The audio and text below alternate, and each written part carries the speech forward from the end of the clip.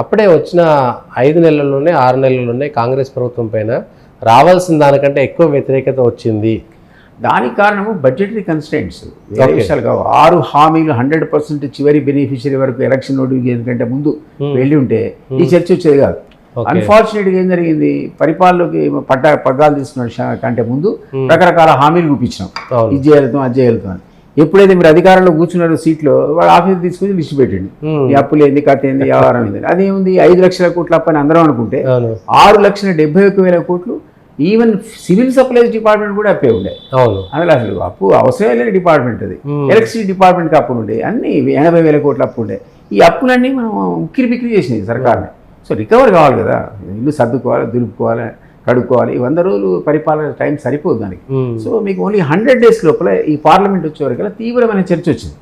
ఇంకో 6 months అంతా set అయింది. అందుకే సీఎం అంటే ఇంత అంటే మీరు అన్నట్టుగా అంత ఉక్కిరి బిక్కిరి అవుతున్న సందర్భంలో ముఖ్యమంత్రి గారు డేర్ చేసి ఇది నా పరిపాలనకు రెఫరెండం అనేటువంటి మాట 4 నెలలకి ఇవ్వడం అనేటువంటి కరెక్ట్ అంటే అది ఇవ్వకపోతే మీరే అంటుంటారు కదా బదనామైంది 100 రోజుల్లో కాంగ్రెస్ అని అన్నారు కదా.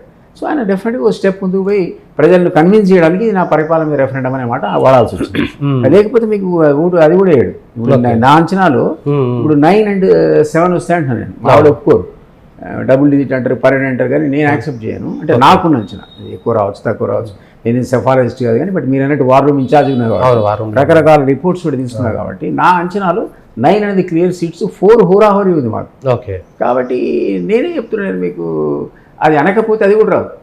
ఓకే, ఆ మాట అప్పుడేమైందంటే ఇంకొక చర్చ, తెలంగాణలో సర్కార్ ఉంటే ఉన్నది కానీ మోడీకి ప్రత్యర్థిగా రాహుల్ గాంధీ ఉండాలి, రాహుల్ గాంధీ నాయకత్వాన్ని తెలంగాణకు పరిచయం చేయాల్సింది పోయి అట్లా రాహుల్ గాంధీని తక్కువ చేసినట్టు కాదంటారా? అది తప్పే.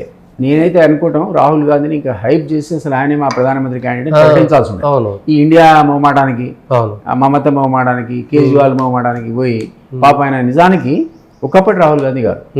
మీరు ఎప్పుడైతే పాదయాత్ర మొదలుపెట్టి రాహుల్ గాంధీ ఒక 1-2 phases కంప్లీట్ కాగానే ఫుల్ మెచ్యూరిటీ వచ్చింది, ఆయన సబ్జెక్ట్ మీద అవగాహన వచ్చింది, అద్భుతంగా మాడడం మొదలుపెట్టింది. అంతకుముందు ఆయన అంత అంటే విజనరీ టైప్ ఆఫ్ దృక్పథంతో మాట్లాడాడు కాదు, ఆయనకు లెగసీ ఉంది. ఆ కుటుంబంతో ఎవరు పోల్చుకుంటాడండి? మోడీ పోల్చుకుంటాడా? మోడీకి ఏం లెగసీ ఉంది? కాదనట్లేదు. నువ్వు ఛాయ్ అమ్ముకొని ఉండొచ్చు, సాధారణ పౌరుడి కావచ్చు, బీసీ కావచ్చు, నువ్వు ప్రధానమంత్రి కావడం మాకు కూడా సంతోషమే అక్కడి నుంచి వచ్చి. కానీ you cannot compare your self with the legacy of Rahul Gandhi. ఆ కుటుంబం మా అమ్మాయి చెప్పింది కదా, అద్భుతంగా చెప్పింది. అవును, ఈ దేశానికి మా తల్లి యొక్క మంగళసూత్రం ఇచ్చేసినాం మేమన్నారు. నిజమే కదా, గ్రాండ్ మదర్ చనిపోయి, ఫాదర్ చనిపోయి, దేశానికి అంకితం ఇచ్చారు కదా వాళ్ళకి. వాళ్ళది ఇట్లాంటి రిచ్ ఫ్యామిలీ అది. మోతీలాల్ నెహ్రూ టైం నుంచి అసలు మొత్తం బిల్డింగ్లు ఆస్తులు మొత్తం పార్టీకే ఇచ్చేసిన వాడు. వాళ్ళకి డబ్బుల కోసం కకృతి పడతారని మనం అనలేం కదా.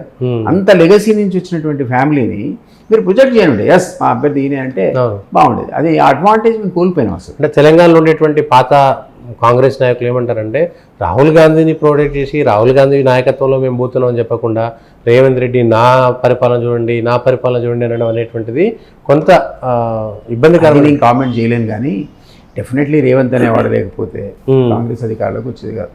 మాలాంటి ఉద్యమకారులంతా కూడా మేము ఎందుకు వచ్చినాం బీజేపీ వదిలిపెట్టి?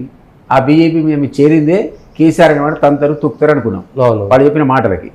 అసలు ఆ కవిత అంత పెద్ద స్కామ్లో ఇరుక్కొని లిక్కర్ స్కామ్లో మాకు కనపడుతుంటే బండి సంజయ్ అయితే జైల్లో రూమ్ కూడా చూసి వచ్చినా అన్నాడు. మరి జైలు ఏదో రూమ్ ఏది నువ్వు చేయకపోతే, ఈ అక్కనేమో అరెస్ట్ చేయకపోతే, అది చేయాలని ఉద్దేశం కాదు. బట్ ఆ సీక్వెన్స్ ఆఫ్ ఈవెంట్స్ అట్లా కనపడుతున్నాయి.